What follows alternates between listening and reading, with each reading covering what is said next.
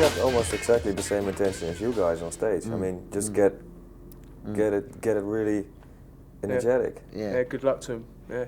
It just shows you like this type of music is coming through, but it isn't like techno. You know, it's like dance music with the added rock and roll element that a lot of dance bands don't have. You know, and we think it's so important to have that. You know, you've got to have that one single element of rock and roll to make it really kind of like being natural and less mechanical, and kind of have a groove and have the attitude, and that's what we're into, you know. That's what a lot of bands or acts like Chemical Brothers, etc. on stage, they've got like a really hard time to bring something over. They have, but I mean, I think the Chemical Brothers are the best at what they do. You know, no one can touch them as far as two guys on a stage, just primal kind of energy as far as like getting off on what they're doing on stage, as far as like mixing the tunes up and performing on that side of things. You know, I don't think people can compare the Chemical Brothers to us, because it's just like, even though the music sometimes is quite similar, you know, what we're about, it's kind of two different things, you know. I mean, like they're kind of about, well, what we're about is kind of a more in-your-face performance, you know. I think the Chemical Brothers are like a really good sort of like, they work really well in sort of real heavy atmosphere, closed club atmospheres, you know. I think they were closer to club. I mean, you guys started over there, but grew out of the whole rave scene, etc. And definitely. Well, I mean, yeah, we grew out of it, and luckily enough, we were growing out of it as it was dying. I mean, we can't talk about it in any other countries because we don't know, you know, in some countries strong it is. Yeah, at the moment, but like, you know, I think that as it was dying in Britain, you know, we was going over to places like Germany. It was getting bigger, wasn't it? And we was thinking, oh, there's still quite a good scene here. This isn't bad. This is quite good. So we don't feel like we left the scene. The scene like collapsed in England that we were into, and then we wanted to create a band. You know, we didn't want to go down with the sinking ship, which was the rave scene. You know, we wanted to start our own thing, which was, you know, because we knew we had something that was good enough to play on stage at festivals, you know, and with other bands. You know, we weren't sort of searching around thinking, man, now the rave scene's gone, what can we do, you know? You know, we went back underground. In England, we started to play like clubs of 1,500 people, college parties, stuff like that, just like with different rock bands and stuff, and just basically try and be a bit different, you know? And that's the way we've come up, you know, and yeah, it's just, I think it's really cool now because a lot of minds have been opened up by, you know, what we've done, the way maybe we've collaborated certain styles together, and now dance music is so open. You know, you've got like lots of really good small labels like Wall of Sound, Skimp Records, labels like that coming through, you know, and a lot more bands coming out of the dance scene, which is good as well, you know, I think, definitely. Talk about another important thing I think the Prodigy has is visuality. Not only the videos, but also on stage. There is something, I mean, you can expect something when you hear the record of a band or a group, whatever. There is something different every time. I mean, how important is visuality to you guys? Well, I think for us, like, because we don't do hardly any TV, we don't do many interviews. Like, the only way you can, the two ways of connecting with people, our videos and actually on stage. So yeah, both of those things are important. Otherwise, we may as well give up now. Do you know what I mean? It's like, you know, if you're not going to put the effort in and do something good and cool, then you're not helping yourself, are you? You know, we're not like Oasis can't be bothered to do videos. They can't be bothered to put the effort in to do videos and turn up and like and think about cool ideas and really get into it. You know, we can, you know, because like, it matters to us. Yeah, it's important like to come across like that and like do something that is good and represents you. You know, I don't want some director thinking he can make me a video and I'm just going to go, that's a director, cool. As much as he is clever at his art, cannot turn up and A, know about the Prodigy, B, suddenly become overnight a fifth member of the Prodigy, you know, and he has got his art and what he considers to be and rightly so, his art and what he does and what he sees in different records and the records that he has to do videos for. But you know, you can't let these people run away with their ideas and not represent you properly. Yeah. Otherwise, you're going to look at it and think, well, you know, if you have written, you know, but Liam, maybe if I've done vocals or whatever, if you've written something, and you know what the emotion was, and you know, if you see a video that you sort of think to yourself, well, what's this about? How does this represent that track? You know, if you can't understand it, how is anyone else going to understand it? You know, we've wasted so many. We've wasted like tens of thousands of pounds on videos from, you know, going with an idea of a director and going to the finished stages of, we've done it twice now, going to the finished stages of like, a video, and we just got in there and said, no, it's shit, it's crap, no good, walked out, you know, and just wasted the money. But it doesn't matter to us, because it's important when the video comes out, it represents the song. It's like when we did Firestarter, we'd already done one video that no one will probably ever see. You know, and it wasn't right. You know, was it completely different from? Yeah, absolutely. It was a different director. It was a different video, and it was just like, it wasn't right, was it? Not it didn't represent. It didn't have half the energy the song had.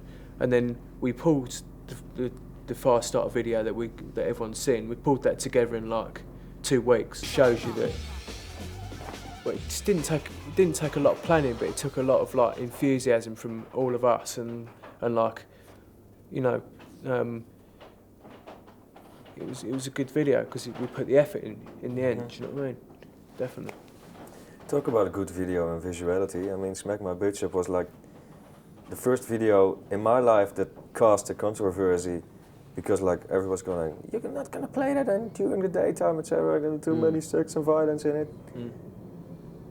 Did you think of causing that controversy, or did it just happen, and did you guys think, well, no, it's I mean, 1997? I don't think that we've really ever sort of, you know, I think that if you'd sat down and wanted to cause that controversy, you wouldn't have done in such a genuine way. You know, you just can't create that. But what we did think to ourselves is, we knew that the video was going to cause a stir in one way or another, and people were going to say, you know, maybe not like the lyric in there. But we thought, fuck it, if people aren't going to play the video, the single, why make a video that they can play? Yeah. So plus these days you can't be controversial, because you've just proved by saying what you just said, what everyone else says, you've tried to be controversial. You know, you can't do it anymore, because like everything's been done. Do you know what I mean? The only way I look at that video is art. That video is a piece of art just because of what it is. It's just like, you know, it's so different from any other videos that are out there. And to be sort of controversial, and people will say, well, you're trying to be controversial. You know, no, we weren't, but like, everyone asks that question, do you know what I mean? Everyone says, oh, you're trying to do that. It's like, even when I wrote the song, you know, of course I was thinking, there's going to be some people out there that don't understand the song, but hey, not everyone's into the Prodigy, so everyone doesn't need to understand it. Do you know what I mean? Did you guys like the buzz around the song? Because you had problems in America with the lyrics, of course, and a little change in it. But did you like the buzz around it? Because every buzz is a buzz. Of course, we love the song. I turned on. You're talking about the buzz of it all, aren't you? Is that what you're saying? You know, well, you know, I turned on the TV just as you do. Turned it on, and there's like 500 people having a debate on the single on TV. You know, I was like, I don't believe this. You know, and I was sort of turned it up and had a listen. You know, and people saying, oh, this is obviously a marketing ploy. You know, whatever. And you know, you're sort of thinking to yourself, well, you know, how can you sit there and you know, on TV talking about something you do not know about? You know, if you're out to market something, you become the Spice Girls. You know, they are the marketing queens. You know, you don't make something that no one's going to play, because who's going to buy something that they haven't heard? You know, you don't make a video that no one can see. You know, and you make something that is very radio friendly. You do something that is very video channel friendly, you know, and you know, there was people saying, you know, a lot of people saying this is art, this is definitely art, and then there was people saying this isn't art, this is just shite, you know, and this is frightening. And they had a psychologist on there saying yes, this will make people beat women up. Yeah, of course. You know, and then they had, you know, many different people talking about different things, and you know, sort of being in there, being a part of it, actually being, you know, one of the members of the band that sort of helped create this situation. You know, just lying there in bed, you know, watching this program was, you know, just made me laugh. You know, you almost wish that you could have picked up the phone and said, "Look, you just don't know what the fuck you're on about. You're just ridiculous." I'm sitting here laughing at you. You know what I mean? Because you've gone out your way and you have created all this. You know, you've created this. You know, we didn't even go out to do that. You know, you're causing more of a stir than you're causing the stir for us. You know. Yeah. And the funny thing is that was the funny thing. The people that were like creating the story were like people of like older than 40 or 45 years old. I mean, I mean, those things don't happen like planned, but don't you think there is like a generation gap as far as the Prodigy is concerned? That's all it does. I mean, when people moan about it, it just goes, just chucks a big gap in between a cool youth culture and old farts that don't know shit. Which is superb. You know, because it does prove how cool you are in a way. Yeah. Because, I mean, and I'm not out to diss, you know, I'm into the Verve. I like the Verve much more than I like Oasis, although I know the Noel, and I know Noel quite well, and, you know, I get on with him. I think he's a very cool guy. I don't really know Liam, you know, I don't know really what he's up to. But, you know, Noel is very, very cool. But I prefer the Verve to listen to. I don't listen to Oasis. But your mum, your dad, your nan, your auntie, your uncle, you know, even at Christmas, you know, the Verve might go on, Oasis might go on. But you know that at Christmas, you know, mum doesn't sort of unwrap a, "Ooh, Prodigy, thanks," and put it on the stereo and turn it up. She doesn't do that. And I don't want them to. I don't want, you know, and Liam says this, and I agree. I don't want everyone to like the Prodigy. Because if everybody would like the Prodigy, it would like the biggest mainstream ever. Yeah, exactly. So I mean, I really don't want everyone to like them. So as aggressive as the lyrics may be, or you know, or the thought behind them, it doesn't come across with that aggression. Mm-hmm. You know, even as rocky as their most rockiest track, it's not that rocky. You know, and it's not that down, and it's not that street, and you know, you might make it up with a massive drug habit to sort of make up you know. It's also causing a stir. Yeah, you know, but we're not about how much, you know. It's got nothing to do with the music. I mean, it's like, yeah, you have a massive drug problem, and then you go to Holland. Well, drugs are, you know, just because they're banned, you know, drugs are free and easy. You know, you might have a sex problem, but if you go to Holland, you won't have it because it's there to be had. So even that is mainstream in Holland. So, you know, so at the end of the day, it's just about for us, what aggression you can get out in the music. Yeah, and on stage. And on stage, you know, and a genuine aggression, and, you know, not singing about political events, you know, and feel that you're a politician. And not, you know, and not sort of singing about a broken heart, you know, on the other hand, you know, it's just somewhere like in between. Straight in and... I've always said our music is, you know, the best way to sort of describe our music is like it's direct. You know, number one, it's got to be direct, you know, and then afterwards people can, once they've bought the record, once they go home and they think about it a bit more, they can realise that the lyrics have got a certain depth or a certain subliminal kind of message in there somewhere, or a certain meaning which is to do with the band, not to do with like, you know, we tend not to write lyrics that are kind of like confusing on the first listen.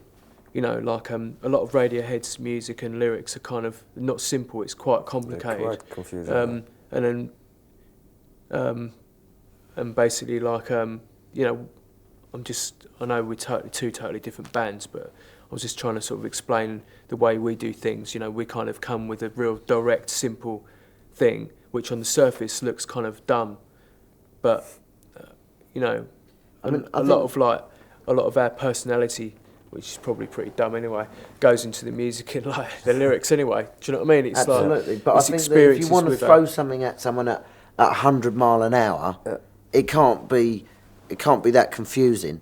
You know, if you've got to think, miss the target. yeah, exactly. You know, it's got to be like a you know, it's got to be straight. It's got to be Take straight a song in. for example. Take Firestarter. I mean, I think that's quite a good example for this. I mean, isn't it about you? I mean, the lyrics. Yeah, it's about me. It's about being in the band. It's about being on stage.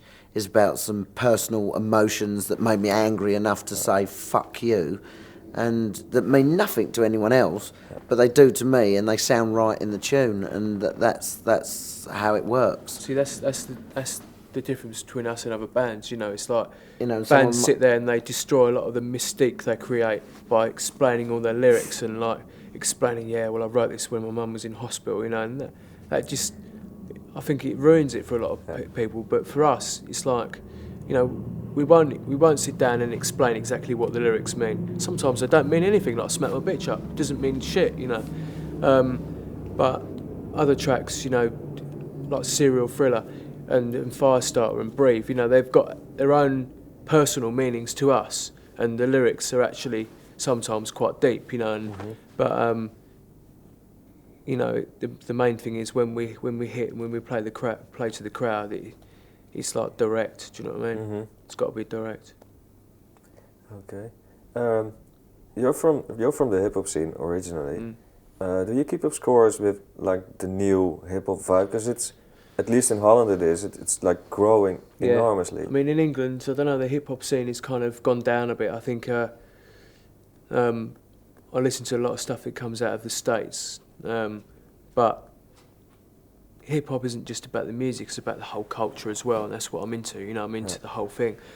When I say I'm into hip hop and was into hip hop, I wasn't just like listening to like New York hip hop and hip hop from LA and stuff. I was into like the whole graffiti culture, the dancing, everything, you know, and I still am. I'm really, I tell you, I just respect like the breaking championships and everything. Like you know, a lot of the breakers now are dancing to like Prodigy and Chemical Brothers, you know, just because it's hip hop's just got to it's too lazy, can't break to that. You know, people want the funk and they want the beats that were around in sort of 1987, 88 hip hop when they used to break. Do you know what I mean? And like, it's just not there anymore.